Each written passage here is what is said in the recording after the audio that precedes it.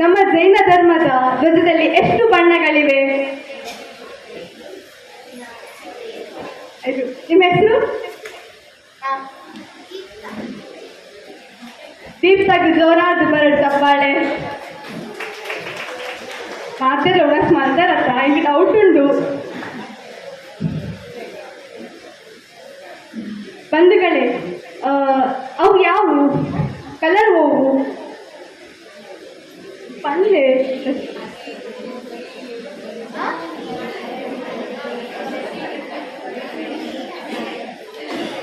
ಏರಾಂಡ ಲಕ್ಕದಂತ ಪಲ್ಲೆ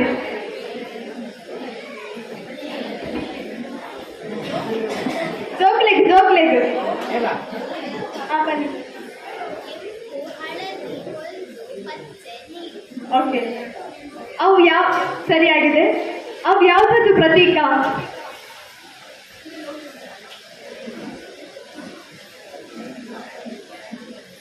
ಪಂಚಾಣುವ್ರತಗಳ ಪ್ರತೀಕ.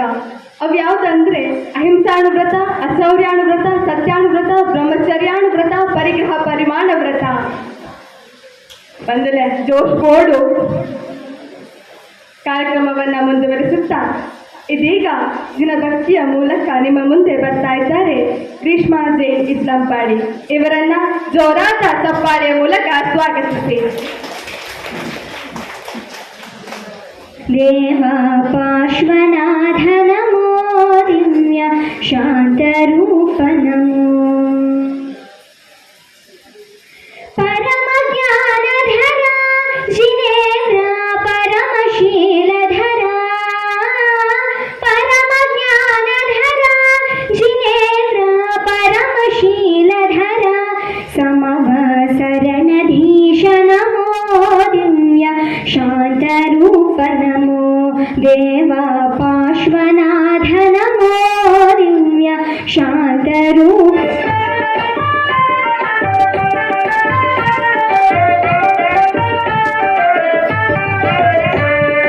ಎತ್ತುವೆನು ಆರತಿಯ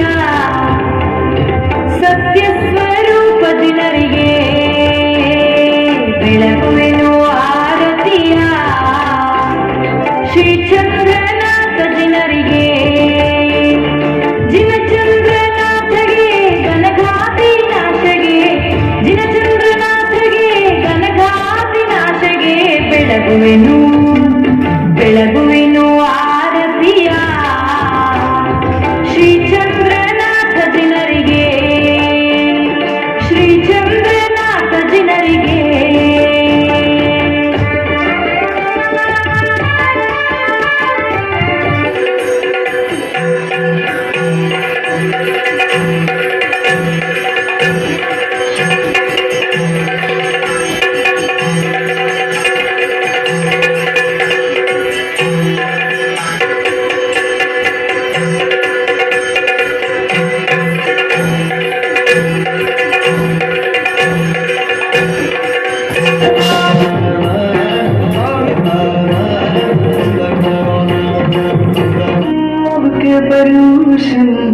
चेहरे पे मुस्कान सजा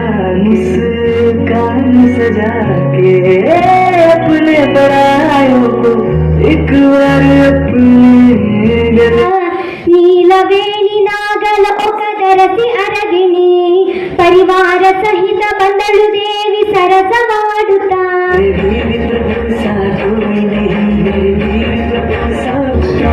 ದುಃಖ ಹರಣಾಯ ಅವತಾರಣಾಯ ಕಷ್ಟ ಹರಣಾಯ ಅಂತಿಮ ಚರಮ ಜಿಂಬರೆ. ಬಹಳ ಸುಂದರವಾಗಿರುತ್ತದೆ. ನಮ್ಮೆಲ್ಲರ ಪ್ರೀತಿಯ ಬಾಬ್ಲು ಮಾಮ, ಬನ್ನಿ ಜೋರಾದ ಚಪ್ಪಾಳೆ.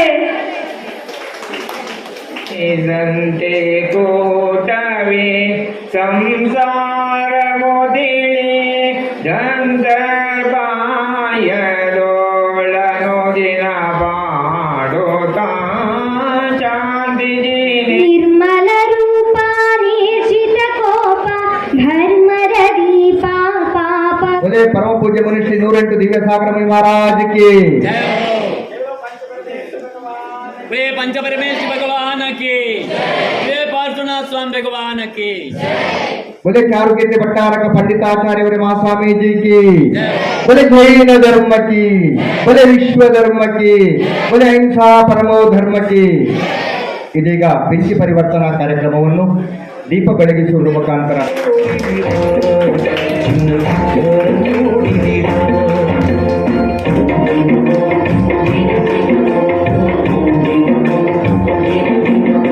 ಧನ್ಯವಾದಗಳು. ಮುಂದಕ್ಕೆ ಇದೀಗ ಚಾತುರ್ಮಾಸ ವರ್ಷಾಯೋಗವನ್ನು ಆಚರಿಸಿಕೊಂಡಿರತಕ್ಕಂತಹ ಪರಮ ಪೂಜ್ಯ ಮುನಿ ಶ್ರೀ 108 ದಿವ್ಯಸಾಗರ ಮುನಿ ಮಹಾರಾಜರಿಗೆ ಗೌರವಾರ್ಪಣೆಯನ್ನು ಸಲ್ಲಿಸಬೇಕು ಅಂತೇಳಿ ಸಮಿತಿಯ ಸದಸ್ಯರಲ್ಲಿ ವಿನಂತಿಸಿಕೊಳ್ತಾ ಇದ್ದೇನೆ. ಎರಡೂ ಕಮಿಟಿಯವರು ವೇದಿಕೆಗೆ ಆಗಮಿಸಬೇಕು. ಶ್ರಾವಕರು ಮತ್ತು ಶ್ರಾವಕಿಯರು ಈ ಚಾತುರ್ಮಾಸ ಸಮಿತಿಯಲ್ಲಿ ಭಾಗವಹಿಸಿದ ಶ್ರಾವಕಿಯರು ವೇದಿಕೆಗೆ ಆಗಮಿಸಬೇಕು. ಪರಮ ಪೂಜ್ಯ ಮುನಿ ಶ್ರೀ 108 ದಿವ್ಯಸಾಗರ ಮುನಿ ಮಹಾರಾಜರಿಗೆ ಇದೀಗ ಶ್ರಾವಕಿಯರು ಗೌರವಾರ್ಪಣೆಯನ್ನು ಸಲ್ಲಿಸ್ತಾ ಇದ್ದಾರೆ. ಭಕ್ತಿಪೂರ್ವಕವಾಗಿರ್ತಕ್ಕಂತಹ ಗೌರವಾರ್ಪಣೆ ಮುನಿ ಶ್ರೀ ದಿವ್ಯಸಾಗರ ಮುನಿ ಮಹಾರಾಜರಿಗೆ ಇದೀಗ.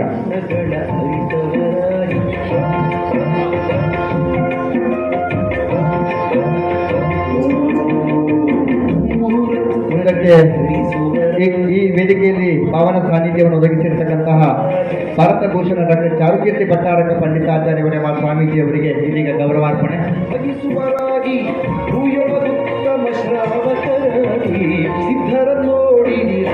ಇದೀಗ ಶ್ರಾವಕಿಯರಿಂದ ಭಟ್ಟಾರಕ ಸ್ವಾಮೀಜಿ ಅವರಿಗೆ ಗೌರವಾರ್ಪಣೆಯನ್ನು ಸಲ್ಲಿಸ್ತಾ ಇದ್ದಾರೆ.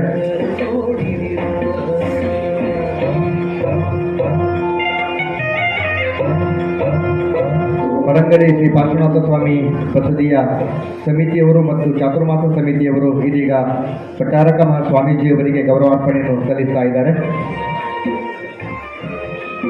ಇರುವುದು ಪಿಂಚಿಯಲ್ಲಿ. ಪಿಂಚಿ ಸಂಯಮದ ಉಪಕರಣ ಹೇಳಿದ್ದಾರೆ. ನೂತನ ಪಿಂಚಿಯನ್ನು ಕಮಂಡಲವನ್ನು ಹಸ್ತಾಂತರ ಮಾಡ್ತಾ ಇದ್ದಾರೆ. ಚಾತುರ್ಮಾಸ ಸಮಿತಿಯ ಸದಸ್ಯರು, ಅಧ್ಯಕ್ಷರು, ಪಡಂಗಡಿ ಗ್ರಾಮದ ಎಲ್ಲ ಶ್ರಾವಕಿಯರು ಬಹಳ ಭಕ್ತಿಭಾವದಿಂದ बोले 108 दिव्यसागर मुनि महाराज की, बोले जैन धर्म की, बोले अहिंसा परमो धर्म की, बोले चारुकीर्ति पंडिताचार्य मुनि महास्वामी जी की.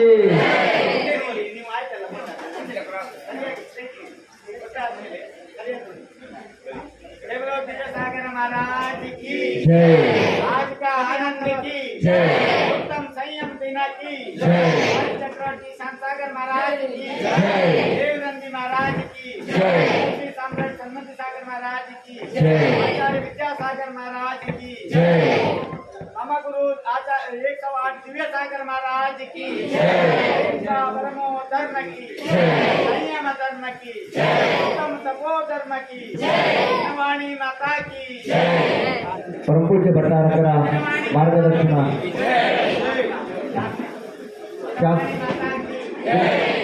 ದಿನವಾಣಿ ಮಾತಾ ಕಿ. ಇದೀಗ ದಿನವಾಣಿಯನ್ನು ನೀಡುವಂತಹ ಕಾರ್ಯಕ್ರಮ ನೆರವೇರುತ್ತಾ ಇದೆ.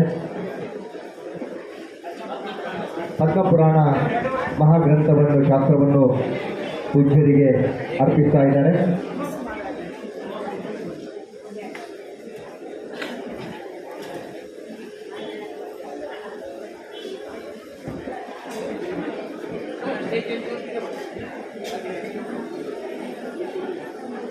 ಇದೀಗ ಪರಮ ಪೂಜ್ಯ ಭಾರತ ಭೂಷಣ ಡಾಕ್ಟರ್ ಚಾರುಕೀರ್ತಿ ಭಟ್ಟಾರಕ ಪಂಡಿತಾಚಾರ್ಯ ಸ್ವಾಮೀಜಿಯವರಿಗೆ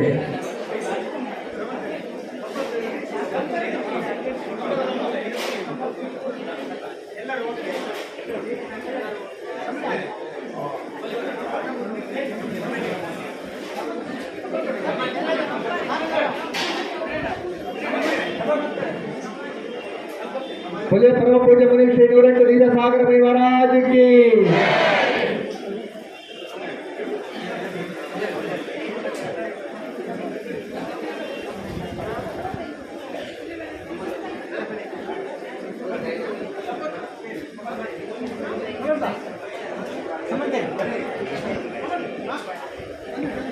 ಇದೀಗ ಪರಮ ಪೂಜ್ಯ ಭಾರತ ಭೂಷಣ ಡಾಕ್ಟರ್ ಚಾರುಕೀರ್ತಿ ಭಟ್ಟಾರಕ ಪಂಡಿತಾಚಾರ್ಯವರ ಸ್ವಾಮೀಜಿಯವರಿಗೆ ಗೌರವಾರ್ಪಣೆ.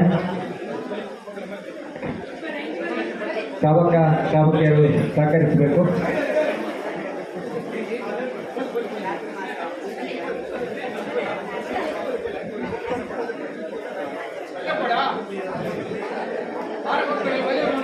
बोले पार्श्वनाथ स्वामी भगवान की, बोले अहिंसा परमो धर्म की, बोले आदिनाथ स्वामी भगवान की, बोले परम पूज्य मुनि श्री नूरेंद्र दिव्य सागर मुनि महाराज की, बोले स्वस्ति श्री भारत भूषण डॉक्टर चारुकीर्ति भट्टारक पंडिताचार्य स्वामी जी की, बोले जैन धर्म की, बोले विश्व धर्म की.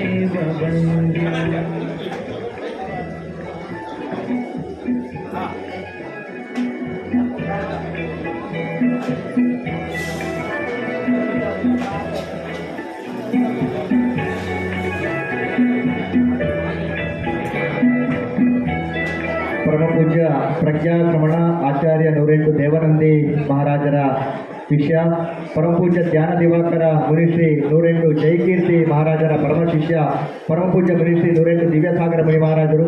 ಬಹಳ ವಿಶೇಷತೆ ಏನು ಅಂತ ಹೇಳಿದ್ರೆ ಅವರ 4 ಚಾತುರ್ಮಾಸಗಳು ದಕ್ಷಿಣ ಕನ್ನಡ ಜಿಲ್ಲೆಯಲ್ಲಿ ನಡೆದಿರತಕ್ಕಂಥದ್ದು ಬಹಳ ವಿಶೇಷ.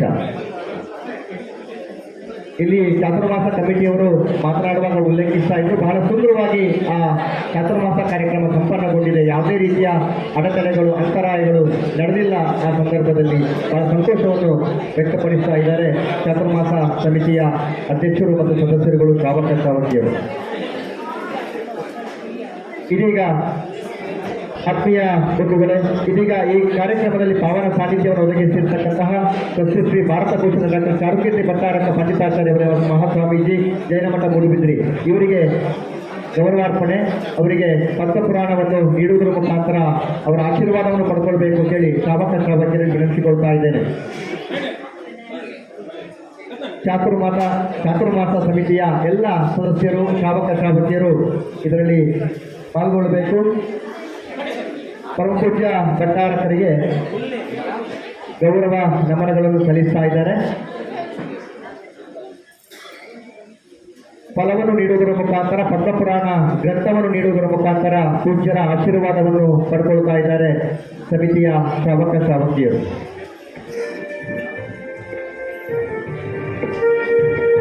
बोले पार्श्वनाथ स्वामी भगवान की, बोले जैन धर्म की, बोले विश्व धर्म की, बोले परम पूज्य मुनि श्री नूरेंद्र दिव्य सागर मुनि महाराज की.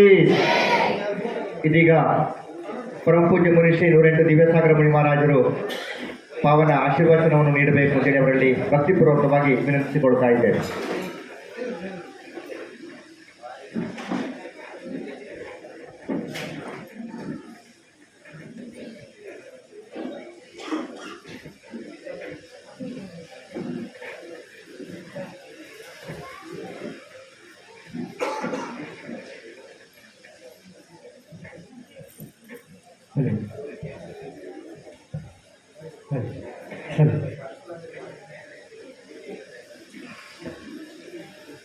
बोले पंच परमेश्वरी भगवान की, अनंतानंद परमेश्वरी भगवान की, बोले नहीं तो पार्श्वनाथ भगवान की, चंद्रपुर भगवान की, शांतिनाथ भगवान की, शशनाथ महावीर भगवान की, गोमटेश्वर बाहुबली भगवान की, 24 तीर्थंकर भगवंतों की, आचार्य श्री कुमकुम गुरुदेव की, आचार्य गुरुदेव श्री देवानंद जी महाराज की, मम गुरुदेव श्री जयकीर्ति जी महाराज की, समस्त आचार्यों की, तीन गमनोपूर्ण महाराजों की, द्वादशांग जनवाने माता की, जैन धर्म की,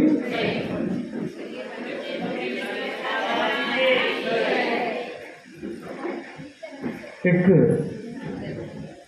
लकड़हारा था,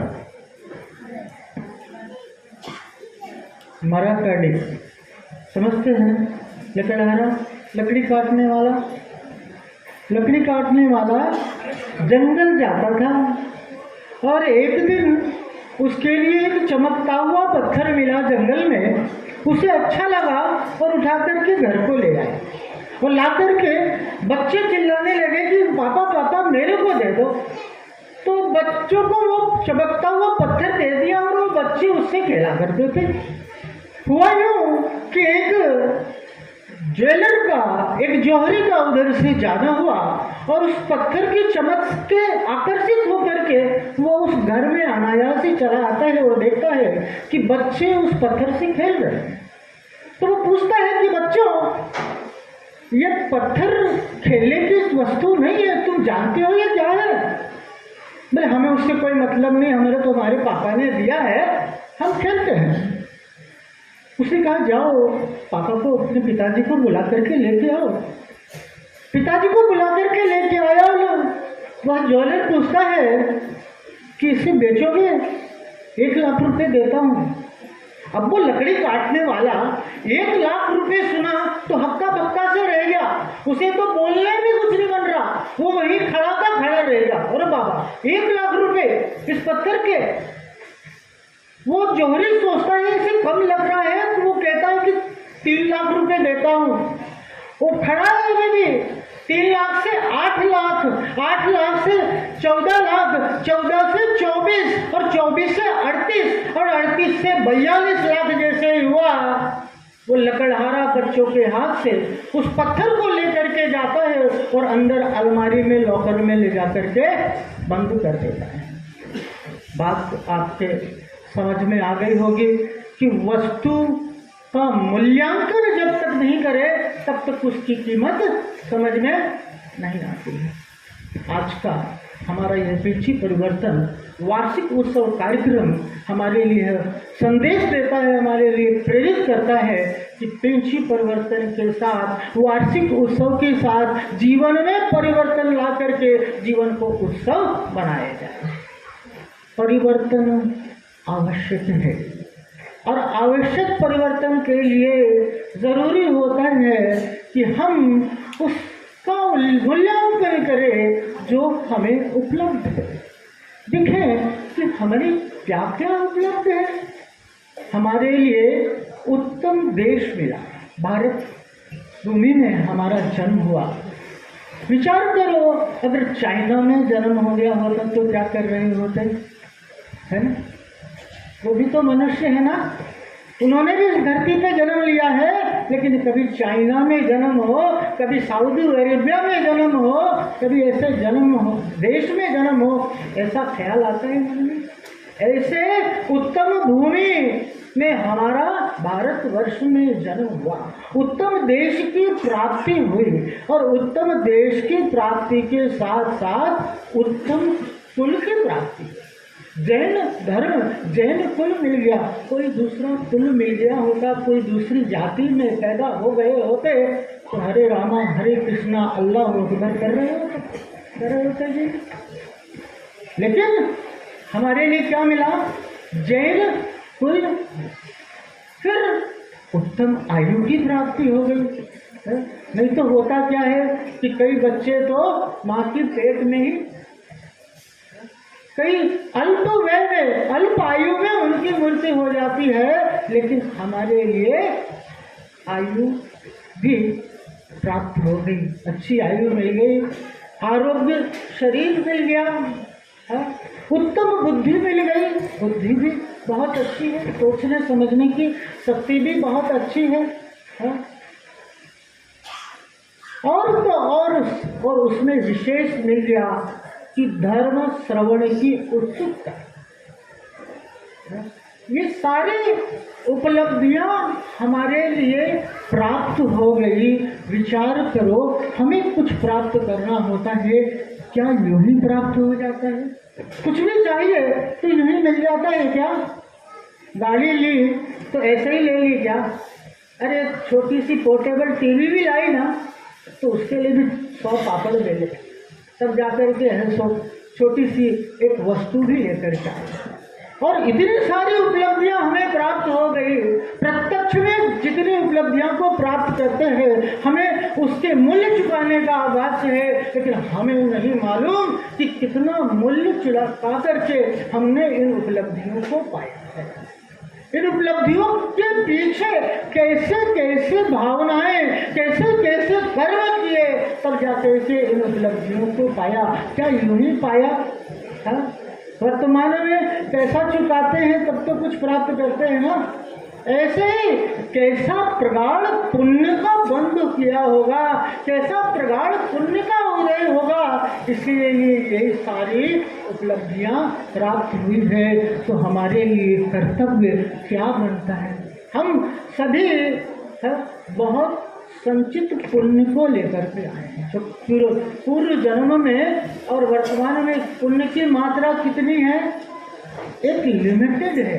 तो हमारे लिए क्या दायित्व बन जाता है कि उस पुण्य को और बढ़ाना है। लेकिन करते क्या है, ये विचार करो, पुण्य को खर्च कर रहे कि नहीं कर रहे? हाँ, ये विषय भोग आदि में अपनी इच्छाओं की पूर्ति करने में इन पुण्य का व्यय हो रहा है। अपने अकाउंट को कभी जीरो बैलेंस करते हैं क्या? नहीं करते ना। ऐसे भी तो क्या करना कि इस जन्म में पुण्य को गंवा के नहीं जाना, पुण्य को कमा के जाना है। जितना पुण्य लेकर के आए हैं उससे कई गुना पुण्य की वृद्धि हमारे लिए करके जाना है। और कर क्या रहे हैं? पुण्य की वृद्धि की जगह पुण्य को खर्च कर रहे हैं कि पुण्य को कमा रहे हैं। विषय भोग आदि में पुण्य का व्यय होता है, पुण्य का व्यय होगा। और जब पुण्य समाप्त हो जाता है, जब पाप का उदय आता है, तो कैसी दुर्दशा होती है। अपने तो किसी और लोगों से तुलना करके कभी देखना, ऐसे कई लोग होंगे जो ठीक से चल नहीं पाते हैं, रहने को घर नहीं है, पहनने को कपड़े नहीं है, रोग आदि से ग्रसित है, ऐसे त्राही त्राही करके जीवन को गुजार रहे हैं। लेकिन अपने लिए इतना सब कुछ प्राप्त है तो क्या करना, इसको मेंटेन करके रखना है कि नहीं रखना है। इसी के लिए जीवन में परिवर्तन आवश्यक है। जीवन का मूल्यांकन जैसे जब तक नहीं होगा तब तक जीवन में परिवर्तन आ नहीं सकता। जिस प्रकार से उस लकड़हारे को हीरे का मूल्य समझ में आ गया, उसी प्रकार से अपने जीवन का मूल्य समझ में आता है क्या? इन सांसों की कीमत समझ में आती है क्या? ये आती जाती सांसें जिस दिन अवरुद्ध होने लग जाती है, जब हार्ट प्रॉब्लम आता है, हमारे यहाँ पास में डॉक्टर्स बैठे हुए हैं, वो ऐसे कई केसेस आते हैं और क्या होता है, डॉक्टर साहब सांस फूल जाए, उस समय सांसों का मूल्य मालूम पड़ता है। जिस धन संपत्ति के पीछे तुम भाग रहे हो, पूरी धन संपत्ति को भी चुका दो तो भी एक पल का सांस खरीदने का सामर्थ्य उस धन संपत्ति में नहीं है।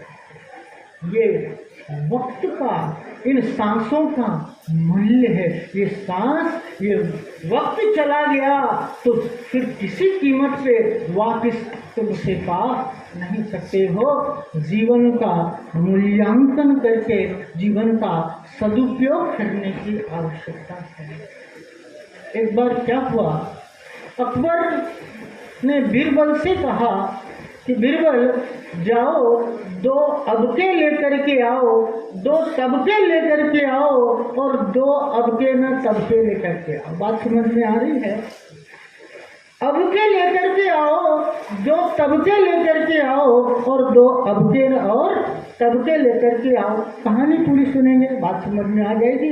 बीरबल ने कहा कि थोड़ा हमें जहाँ पना थोड़ा वक्त की ज़रूरत है, तो उसने बोला कि ठीक है, कितना वक्त चाहिए? तो बोला 1 हफ्ते का वक्त दीजिए हमें, हम आपके सवाल का जवाब जरूर देंगे। और वो 1 हफ्ते के अंतराल पर वो बीरबल क्या करता है, 2 धनवान व्यक्तियों को लेकर के आता है जो काफ़ी धनाढ़ थे। और दो मुनिराजों को लेकर के आता है, दो साधुओं को लेकर के आता है और दो दरिद्र भिखमंगे लोगों को लेकर के आता है। अकबर पूछते हैं कि ये क्या लेकर के आया? बोले हुजूर आपके सवाल का जवाब है। बोले आपने दो अबके लाने के लिए बोला था, ये जो दो राजा जैसे लोग हैं ये दोनों अबके हैं। अबके अर्थात अभी का वक्त बहुत अच्छा है, अभी तो बहुत मजे में जिंदगी गुजर रही है, लेकिन आने वाला वक्त इनका बहुत बुरा, क्योंकि अभी ये पुण्य का भोग कर रहे हैं और इस भोग के माध्यम से जो पाप का बंद कर रहे हैं उसके परिणाम स्वरूप आगे का वक्त इनका जरूर अच्छा नहीं होने वाला है। लेकिन ये जो दो साधु देख रहे हैं ना, इनका अब के और तब के, इनका वर्तमान भी अच्छा है और आने वाला कल भी अच्छा है। वर्तमान में सुख में गुजर रहा है और आने वाला जीवन भी सुख में गुजरेगा। लेकिन ये जो दो दरिद्र है ये न अब के हैं न तब के हैं, वर्तमान भी इनका दुख में है और भविष्य भी इनका दुख में होने वाला है। विचार करने की जरूरत है कि अब के बनना है कि तब के बनना है? परिवर्तन, जीवन में बदलाव जरूरी है। ये जो रूटीन लाइफ चल रहा है, सुबह उठना, नहाना धोना, ब्रश करना, ये वो, दुकान जाना, भागम भाग, ये करके आया, सो गए, फिर सुबह तैयार हो गए, क्या ये चक्कर चलता रहेगा क्या? इस चक्र को कभी तोड़ना नहीं है क्या? कभी इससे उत्सुकता नहीं होती क्या? उकताहट नहीं होती क्या? हाँ?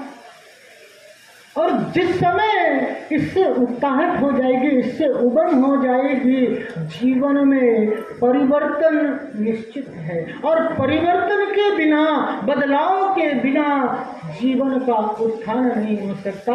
अपने हित के मार्ग में, अपने कल्याण के मार्ग में अग्रसर होना हमारा कर्तव्य हो जाता है। पिंछी परिवर्तन, पिंछी हमारे लिए परिवर्तन का संदेश देती है, जीवन में संयम लाने के लिए। जब तक जीवन में संयम नहीं होगा, जब तक जीवन में नियंत्रण नहीं होगा, बिना ब्रेक की गाड़ी की तरह एक्सीडेंट होता रहेगा। ये जीवन में कितने एक्सीडेंट होते हैं? गाड़ी ठोकना ही मात्र एक्सीडेंट नहीं है, कितने एक्सीडेंटों का सामना करते हैं। ये नुकसान हो गया, ये चला गया, ये हो गया, कितनी तकलीफें हैं, कितनी परेशानियां हैं, कैसे बड़े बड़े हमने तासबियों को नहीं झेला है। ऐसे एक्सीडेंट करने से अच्छा है अपनी गाड़ी में ब्रेक लगाओ। बिना ब्रेक की गाड़ी का कोई भविष्य नहीं, कब गड्ढे में गिर जाए। जीवन में परिवर्तन, जीवन में उत्थान लाना आवश्यक है, नहीं तो भोग विषय पाप के माध्यम से जीवन का पतन निश्चित है। ये जो चलता है वाली जो सोच है ना, ये बहुत खतरनाक है। चलता है, अरे क्या हुआ, ये सब तो चलता है, ये पाप तो चलता है, और इसी चलता के जीवन चक्कर में ये जीवन भी चलता हो जाता है, जीवन बीत जाता है। फिर ये परिस्थिति, ये सारा दृश्य जो दिख रहा है, ये सब कुछ क्या है, एक सेकंड में, एक क्षण में पूर्ण रूपेण बदल जाने वाला है। इसमें से एक भी क्षण ऐसा नहीं रहने वाला है। ये पिक्चर बदल जाए, ये दृश्य बदल जाए, उसके पहले दृष्टि को बदल लो। दृष्टि बदल जाएगी, तुम्हारी सृष्टि बदल जाएगी। जीवन में बदलाव, जीवन में परिवर्तन लाना आवश्यक है। आचार्य कहते हैं, यो यत निवसन्ते स तत्र कुरुते रते। जो जहाँ रहता है उसे वहीं से लगाव हो जाता है। कभी देखा है ट्रांसफ़र जिनका होता है, पहले क्या कहते हैं, नहीं मुझे ट्रांसफ़र नहीं चाहिए। किसी के लिए पलंगड़ी से मैंगलोर ट्रांसफ़र हो जाए तो क्या कहते हैं, मुझे मैंगलोर नहीं जाना है। लेकिन क्या करें, आदेश है, जाना पड़ता है। और जाने के बाद 2 महीने बाद उनसे पूछो, चलो वापस तुम्हारी पड़ंगड़ी पोस्टिंग करा देते हैं, क्या कहें? अली सासू खरीद दे, यहाँ बहुत अच्छा लग रहा है। आप वहाँ जा करके और वहीं के लोगों से फिर आपका लगाव हो जाता है और वहीं पर रम जाते हैं और रच पड़ जाते हैं। वर्तमान की दशा भी ऐसी है कि जिस अवस्था में है उस अवस्था में ऐसे रचे पचे हुए हैं कि उसके छूटने का विचार ही मन में नहीं आता। अपने जीवन को दिशा देने की आवश्यकता है। गाड़ी की स्टीयरिंग आपके हाथ में है, जीवन की गाड़ी की स्टीयरिंग भी आपके हाथ में है। चाहो तो गड्ढे में डाल दो, चाहे तो आसमान में, चाहे तो जीवन का उत्थान कर दो, और चाहे क्या कहना है, बदलाव आवश्यक है, परिवर्तन आवश्यक है। जब जागो तभी सवेरा। जब जीवन में यह विचार आ जाए कि जीवन में परिवर्तन लाना है, समझो तुम्हारा कल्याण निकट है। अपने हित को जान करके, अपने कल्याण को जान करके अपने कल्याण पे मार्ग पर अग्रसर होना, नहीं तो क्या होगा? विषय भोगों में, वासनाओं में, पाप में, राग द्वेष में, क्रोध मान आदि में ये सारा जीवन बर्बाद हो जाएगा, नष्ट हो जाएगा। एक छोटी सी कहानी और सुनते हैं, अपनी बात को समाप्त करेंगे कि 2 यात्री एक गंतव्य को निश्चित करके यात्रा के लिए निकले, तीर्थ यात्रा के लिए निकले थे। और क्षेत्र पर जहाँ पहुँचते हैं, क्षेत्र में मैनेजर उनके लिए 2 कमरे को खोल देता है, लेकिन जैसे क्षेत्र की स्थिति होती है, कमरे साफ सुथरे नहीं होते, बिल्कुल गंदगी के कमरे में दोनों यात्री अपने अपने कमरे में चले जाते हैं। शाम का वक्त हो गया था, थके हारे थे, बहुत इच्छा थी कि अब हाथ धो करके, थोड़ी हाथ पांव धो करके और विश्राम करेंगे ताकि हम पर्वत की यात्रा सुबह आराम से कर सके। लेकिन ऐसे गंदे कमरे में नींद आएगी क्या? नहीं आने वाले। एक यात्री उसी गंदे कमरे में करवटें बदल रहा था, सोने का प्रयास कर रहा था, नहीं आ रही थी नींद उसे। लेकिन दूसरा यात्री बाहर निकलता है, ढूंढता है, तो कार्यालय के पास में एक झाड़ू, तोड़ से झाड़ू होता है ना, वो झाड़ू उसे मिल जाती है। वो झाड़ू उठाता है और अपने कमरे की अच्छी तरह से सफाई करता है और चैन की नींद सोता है। क्या करना है? हमारे लिए भी पुरुषार्थ करना है, हमारे लिए भी क्या करना है? अपने जीवन को अच्छा बनाने के लिए अग्रसर होना है। जिस प्रकार से उस यात्री ने कमरे की सफाई करके चैन की नींद को पाया, उसी प्रकार से हमें भी अंतस की सफाई को करना है। ये अंदर में जितना मैल जमा हुआ है ना, जितनी गंदगी अंदर में जमी हुई है, जब तक ये गंदगी नहीं निकलेगी तब तक सुख और शांति की अनुभूति नहीं हो सकती। ऐसा पंछी जो बाहर में परिमार्जन का कार्य करता है, साधु हाथ में पिच्छी को क्यों रखते हैं? बाहर में परिमार्जन को करने के लिए। सोते बैठते, उठते बैठते, चलते फिरते, उठाते रखते आदि हर स्थिति में वे बाहर में पिंछी से परिमार्जन करते हैं। और यह पिंछी परिवर्तन हमें बाहर की परिमार्जन के साथ साथ अंतस की भी परिमार्जन का संदेश देता है, अंदर की पवित्रता के लिए प्रेरित करता है। अंदर अंतस में पवित्रता आएगी, जीवन से पाप का अभाव होगा, राग द्वेष आदि का अभाव होगा, तो हम अपने जीवन के वास्तविक सुख और शांति को प्राप्त होंगे। आज का यह कार्यक्रम, आज का हमारा यह उपक्रम आयोजन हमारे लिए यह संदेश देता है कि हम जीवन में उस संकल्प को धारण करें कि मैं अब अपने जीवन में ज़रूर बदलाव को लेकर के आऊँगा। परिवर्तन ही मेरा संकल्प है और ऐसे दृढ़ संकल्प के साथ अपने जीवन के प्रति सजग और सावधानी के साथ हम अपने जीवन के उस परम लक्ष्य को प्राप्त करें, इसी मंगल भावना के साथ। यहीं तक बोले पंच परमेश्वरी भगवान की, अनंतानंद से परमेश्वरी भगवान की, मुनिनाथ के पार्श्वनाथ भगवान की, चंद्रप्र भगवान की, शांतिनाथ भगवान की, शासन नायक महावीर भगवान की, गोमतेश्वर बाहुबली भगवान की, 24 तीर्थंकर भगवंतों की, आचार्य श्री गुणगुण गुरुदेव की, आचार्य श्री देवानंद जी गुरुदेव की, मम गुरुदेव श्री जयकृत जी महाराज जी की, समस्त आचार्यों की, तीनगम नौकुड़ महाराजों की, द्वादशांग जनवानी माता की, जैन धर्म की।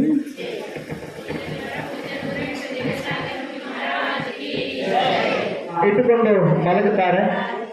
ಇದೀಗ ಪಾದ ಪೂಜೆ ಸಂಪನ್ನಗೊಳ್ತಾ ಇದೆ. ನಾವೆಲ್ಲರೂ ಕೂಡ ಅದರಲ್ಲಿ ಭಾಗವಹಿಸಬೇಕು.